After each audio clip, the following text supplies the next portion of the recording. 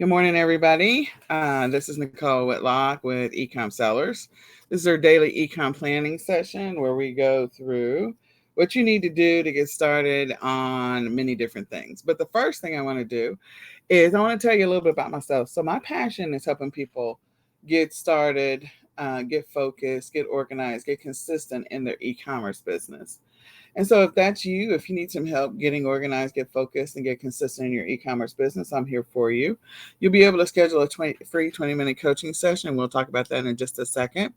Today's topic is creating your Amazon account, your Amazon seller account. So if you're not an Amazon seller, uh, we want to encourage you because Amazon and both Walmart, we'll talk about Walmart another day, they are actually they have ads now that they've been placing on Facebook. They've also placed them in different places, inviting and encourage people to become sellers. So if you're still interested in the e-commerce game, there's still money in it and they are looking for serious sellers. So if you're a serious seller, we want you to join us. But before we get into how to create your account, this is like a two-part series. The first thing I do want to do is I want to invite you to join us in the e-commerce planning Facebook group where you can download today's daily checklist. So if you go to the e-commerce planning Facebook group, you click on the files section. And then once you click on the files section, you'll be able to download the daily checklist, the weekly checklist, and the monthly checklist. We want you to know that we are live on Clubhouse. We're also live in the e-commerce planning Facebook group.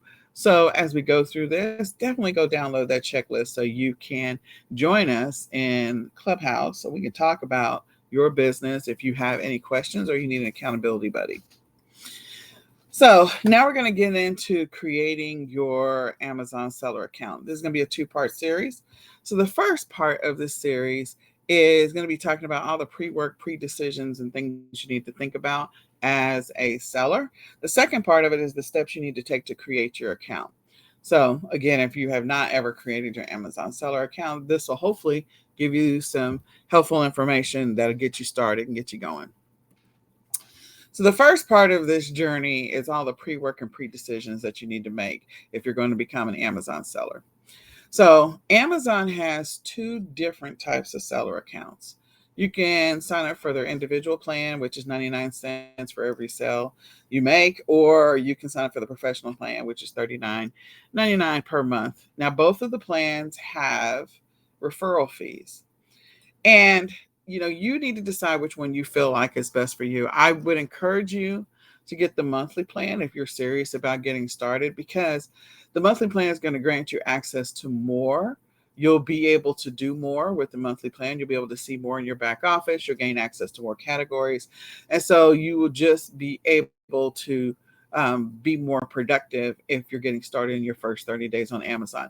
You could test drive the individual plan. It's going to charge you 99 cents for every item you sell. And if you test drive the individual plan, you could try that for a little bit, see if it works out, and then transition after you've made 10 sales to the professional plan.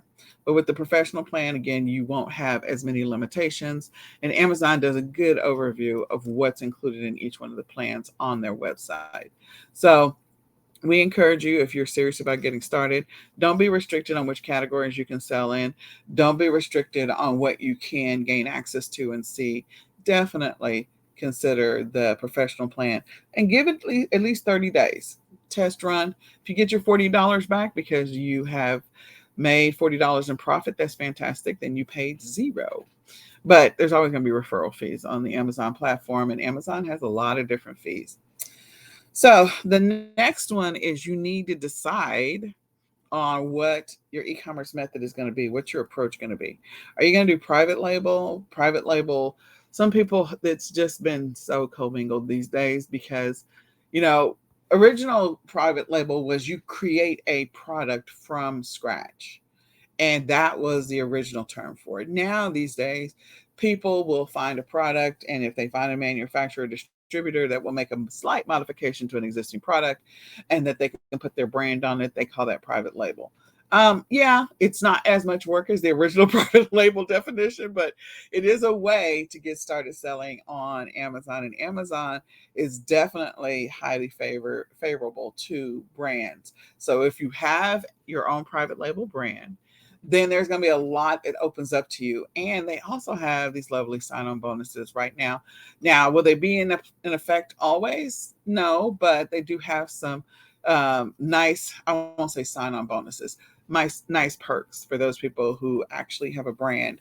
They want to get started after they make so much in sales. Amazon's going to reward you for your performance as a private label seller. So something to think about. If you have a brand, Amazon does have the Amazon Accelerator program where you can go in and get your if you don't have your trademark, they can help you get your trademark through the IP Accelerator program. If you've already got your trademark paperwork for your brand, then that's fantastic. You'll be able to actually register your brand and have your own amazing brand page because you've gone through their program.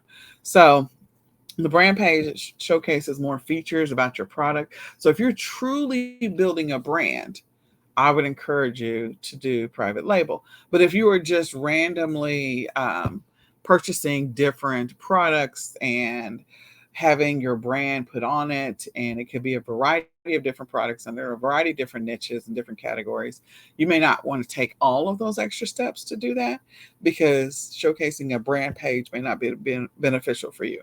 But again, if you have a long-term strategy, I would encourage you, if you have a true brand and you have a true private label, to definitely go through those processes. There's another term that's white label, which is finding products where they will allow you to place your brand onto, your name onto the product. And so again, it is a shortcut or simplified way of doing private label. And again, if you're going to focus on a specific niche, if you're going to take a deep dive into that niche, then, really showcasing your brand and building out your brand may be the way you want to go. And Amazon will reward you for that. Next is wholesale. So, you can go and establish wholesale accounts with suppliers, be able to buy your inventory in bulk from them or in whatever their minimum order quantities are, and then being able to sell those specific products onto Amazon. Now, the thing about being an Amazon seller is that there's going to be some products that you're going to be restricted on. Some products based on the brand name, if you're buying from a wholesale supplier. So as a new seller, there might be some products that you may not be able to sell. And we'll talk about that in another session. But I want you to know that when you're buying from a wholesale supplier, one of the things that you definitely want to check is to see if you can actually sell that brand, because Amazon has a lot of little extra steps that you got to think about. Next is drop shipping. Again, there's going to be potentially brands involved in that, or there could be generic name brands. And look, there are a lot of named, well-known brands that are on Amazon that if you try to sell those products, those well-named brand names, then you may be limited on what you can do and you have to get approval. But going the wholesale route will allow you to go through that approval process so that they can confirm that you're a real seller. Drop shipping, you may have to go through the same steps of ordering a minimum amount of quantity with a purchase order to be able to prove that that's really what you want to do. But you do need to decide if you're going to do drop shipping. You definitely want to work with a supplier that is going to include your named company, your named brand or company on the invoices and the manifest. You can't drop ship from a major retailer onto Amazon. You can't drop ship from Walmart. You can't drop ship from Costco. You can't drop ship from Sam's Club. You need to drop ship from a drop shipping supplier that will allow your name to be on the manifest. So you have to do true drop shipping versus simplified drop shipping. And that's what sometimes people try to do, and they get themselves in trouble, and your account will get suspended. So you need to decide if you want to go through the work that's involved in finding drop shippers that will include your name on the invoice. Fantastic. If they will drop ship for you with your name, that's fantastic. That works. Your business name. Next is you're going to be a reseller. Now, Amazon actually does allow resellers. They do. They actually have it on their website that they allow resellers. So that is something that a lot of people don't know. They don't think it's real, and it is real. They will allow you to resell products. So reselling is not frowned upon by Amazon. It's actually on their actual website. I'm going to show you that in just a second. And with reselling, that means you're going to go acquire the inventory, because technically, let's just be real, wholesale is reselling, drop shipping is reselling. So, I mean, even doing white label is sort of reselling. So it's all reselling.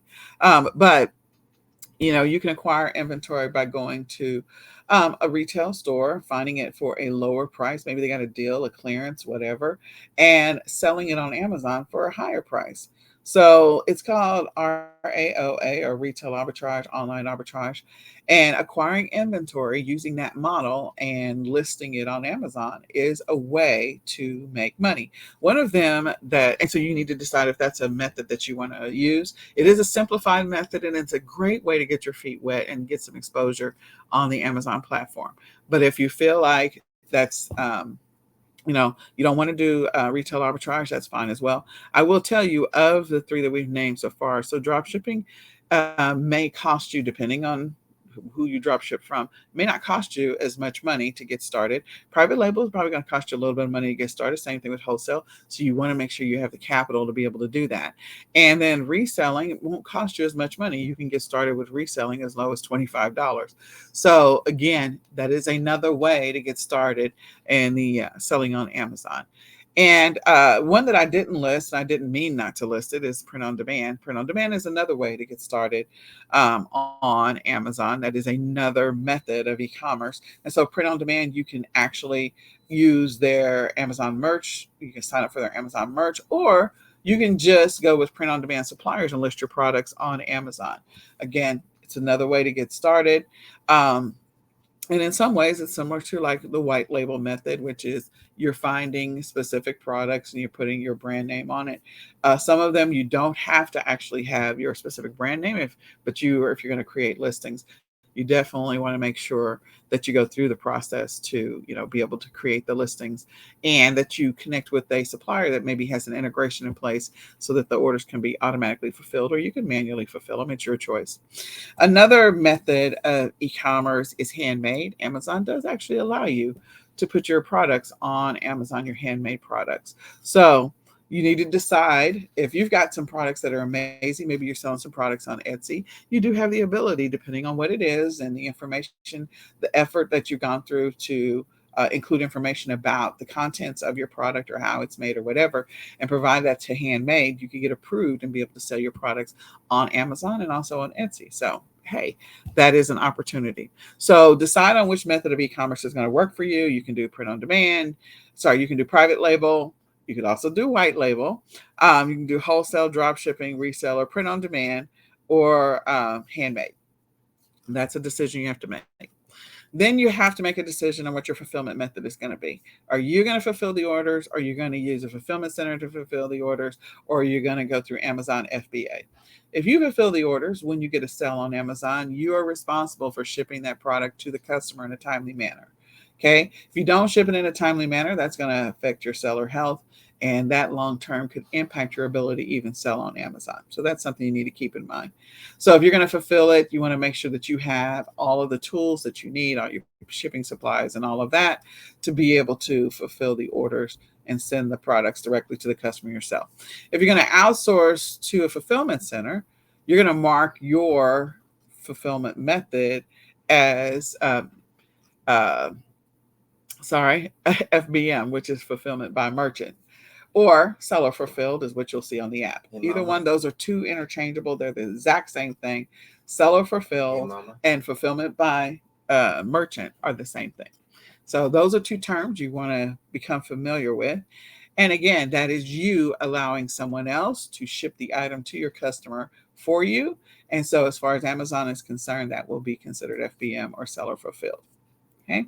And then the next method is FBA. FBA is fulfillment by Amazon. That's where you're going to add inventory that you decide you want to sell on Amazon. You're going to add it to your back office. You're going to indicate that you want to send it into the Amazon warehouse. So you're going to step through those steps in your back office, and you're going to actually send the shipment to Amazon. The benefits of doing that, and Amazon will ship the item to your customer when your customer buys it. The benefits of doing that is that you get that lovely Prime 2-day on your Prime logo on your products when the listing goes live. So there are a little more fees when you do Amazon FBA versus a seller fulfilled or merchant fulfilled. So you want to be prepared for that because there's a little bit more fees that are involved in that. If you decide you're going to outsource it to someone else to fulfill for you, like if you're doing drop shipping, or if you're using a wholesale supplier that will fulfill, or if you're using a 3PL, whatever you decide, that's third party logistics, then you're going to have to see what their fees are anyway. So compare the fees and see if the fees that Amazon would be charging you are going to be equivalent to the fees that your fulfillment service would charge you as well. Sometimes the fees the fulfillment service charge you are way less or a little bit less than what FBA is. So the great thing about doing Amazon FBA is that all you have to do is acquire your inventory, add it to your back office, put labels on the products as you step through your back office process to be able to send it into FBA. Then once you do that, put it into a box, put your label on it, drop it off at UPS or whoever you want to drop it off with. It could be FedEx, and send it off to the Amazon warehouse because they're going to tell you which warehouse they want it to go to as you step through the process in your back office. And then you're hands off 100%. And you just wait for those items to sell. If you do that method, it makes it so much easier. As long as you don't do co-mingling. It'd be interesting if it's co-mingling. I don't recommend that, but that's another conversation. So my point is sending it off to the warehouse makes it so you don't ever have to think about it. You don't have to touch the inventory at all.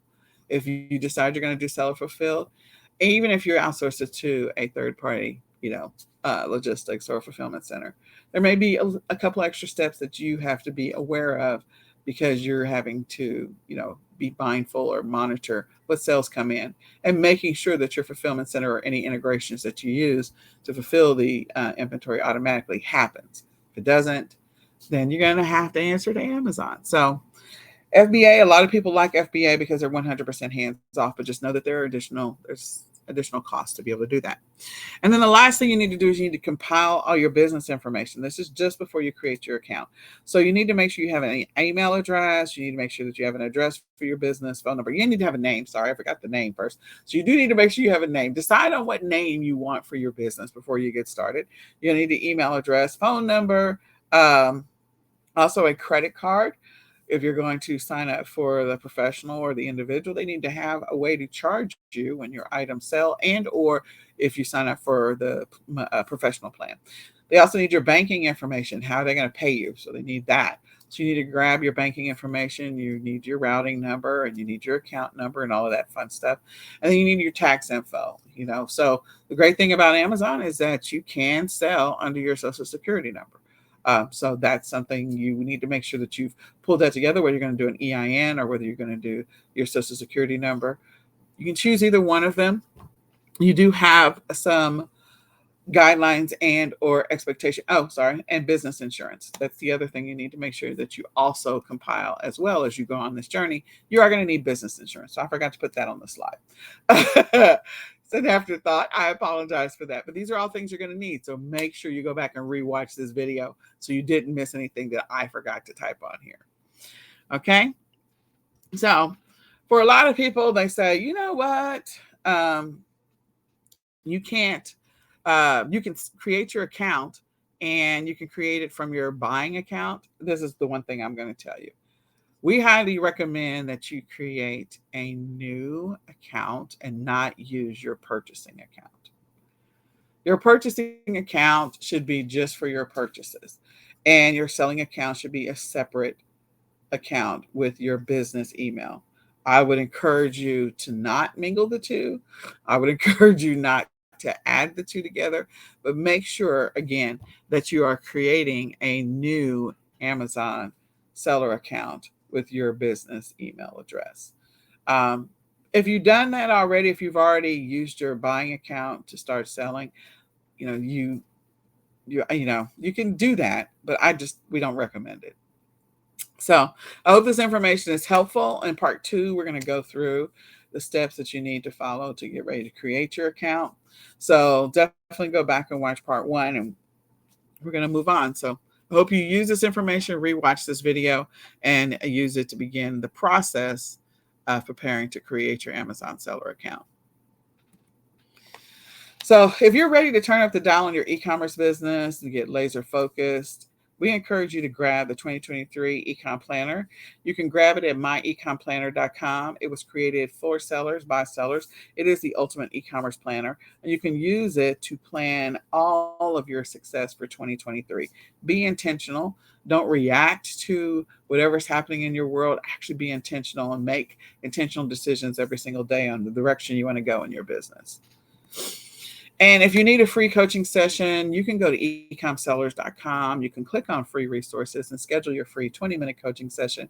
We're here to help you on your e-commerce journey. So definitely go schedule a free 20-minute coaching session so we can help you. And we invite you to join eCom Sellers Academy if you're looking for some support on your e-commerce journey.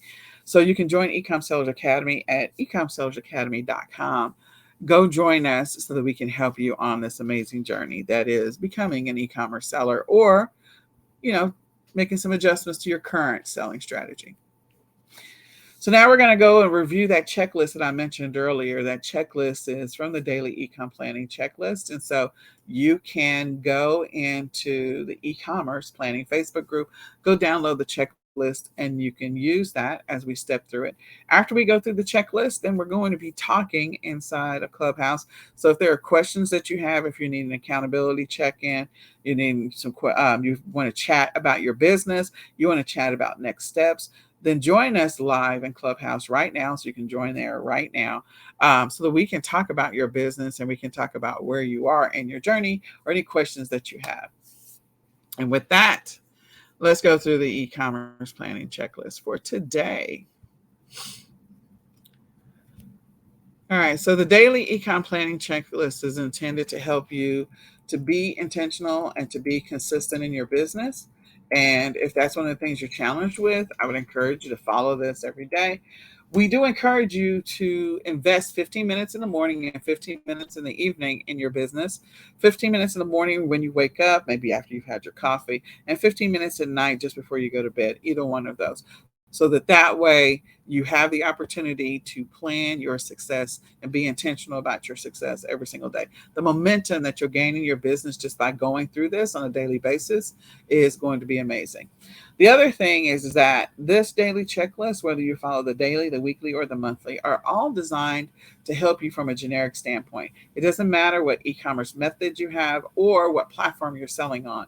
This approach is designed to help you on your e-commerce journey to be successful and to actually gain momentum in your business. So if you follow it on a regular basis, you'll actually see incremental improvements in your business over time, and it'll be amazing to watch. One of the things that I always encourage people to do is chart where you are at the beginning of the quarter and then chart what happened at the end of the quarter and see the difference and how much further you've come along just by stepping through the checklist on a regular basis. So the first thing is 15 minutes before you go to bed each night. This is the pre-planning. This is what we encourage you to do, to go through your daily planning schedule or your to-do list. How much progress did you make? Whether it's to-do items that are on your personal schedule, because you could have personal things, we encourage you to incorporate your personal life into your daily schedule because of the fact that it's going to bleed into it anyway. It is. It's just par for the course. As a parent with kids, your kids and everything that happens with your kids in your life is going to bleed into your work schedule. So you might as well build a schedule where you have dedicated time to focus on your kids, focus on your life, be away from your computer, and do things that you need to with your family. In addition to have dedicated time in which you're going to work in your business and you communicate that to your family. So you're building a schedule that's from morning to night and everything that you need to get done. It also minimizes the surprises that happen. So before you go to bed, review your schedule and see how much progress you made in your day. What'd you get done? What'd you not get done? What are the things we get to celebrate? Whatever progress we made. What are the things that we need to carry over to tomorrow or next week? So if you built a schedule and you had 20 things on there and you got 8 done, we're going to celebrate the 8 that you did get done, and we're going to keep it moving every single day. Next, we're going to go through and we're going to update our daily tracking stats. How many listings did you create? How many items did you sell? What were your expenses for the day? So we have a bunch of different things that are on the daily tracking. If you have not seen the eCom Planner daily tracking stats, we encourage you to take a look at that because that's going to help you, again, to maintain, sustain, build momentum in your business. So update your daily tracking stats. The other thing you're going to do is before you go to bed, you're going to review your online calendar. What's on your personal calendar, what's on your business calendar, and what's on your work calendar. If you have a job, you have a 9 to 5, you don't want to be surprised when you go into work and you be like, oh, we have a meeting first thing in the morning. Like, you don't want to be surprised by that.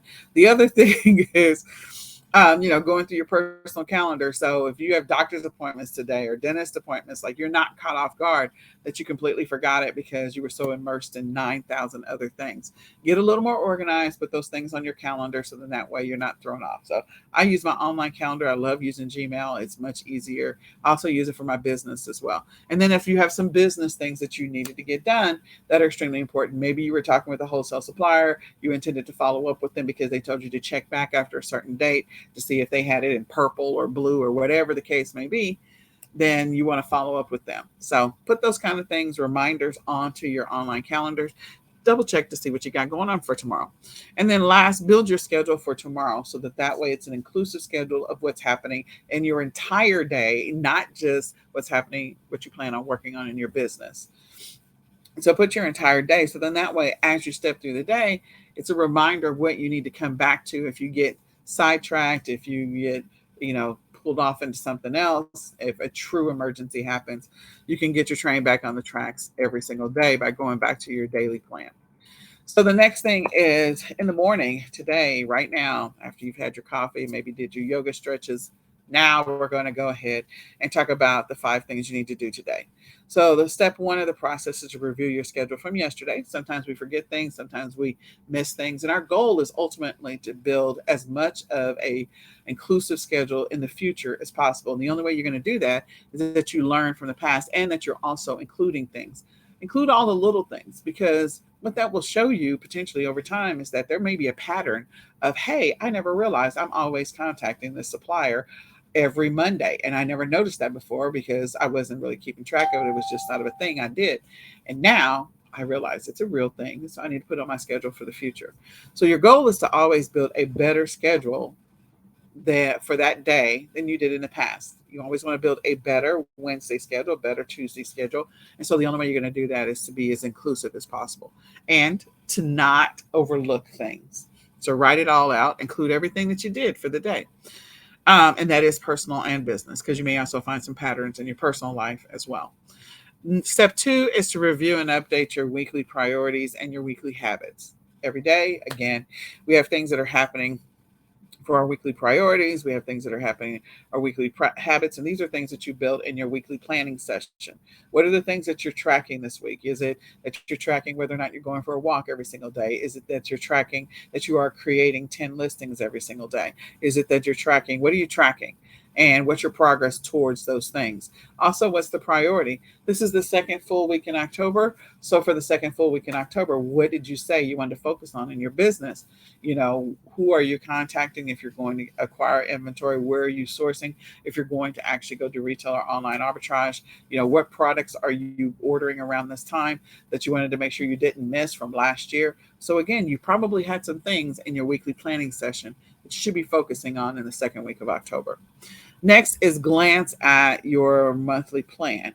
Glancing at your monthly plan is going to help you to ensure that you didn't miss anything as far as what was on the agenda for the month. It'll also give you a gauge as to where you are in achieving your monthly goals. You establish monthly goals in the monthly planning session. So hopefully you're starting to check some things off on the monthly goals. If you're not checking some things off, then you still have, 2-3 more weeks. And 2.5 more weeks at this point to achieve those monthly goals. So let's go through and let's start making sure that we're monitoring where we are in achieving our goals for the month. And then last but not least, number 4, we're going to go ahead and pull out our schedule for today. We're going to read it and we're going to review it first and just make sure we didn't miss anything. Do we need to make any adjustments based on the previous 3 steps? Or are we good to go? If we're good to go, fantastic. Let's read it out loud, speak it into existence, and let's move forward into our day using that schedule. If we need to make some adjustments, let's rewrite it or make the adjustments where we need to, and then let's speak it into existence. What I mean by that is, Your goal is to step into your day like you're opening the door into your success. So like you're stepping into the room. Let's go ahead and move forward into the schedule. So let's execute the schedule, whatever the schedule is. We're going to begin executing it. Or I like to say, like, let's put on the overalls. So these are your work overalls for the day so we can step through the schedule. So I'm going to put the overalls on, and when I have them on, that means that I'm ready to go. I'm executing my plan. Whatever my plan was, what am I doing first, second, third, fourth, fifth today? What am I doing at 8 o'clock, 9 o'clock, 10 o'clock, 11 o'clock?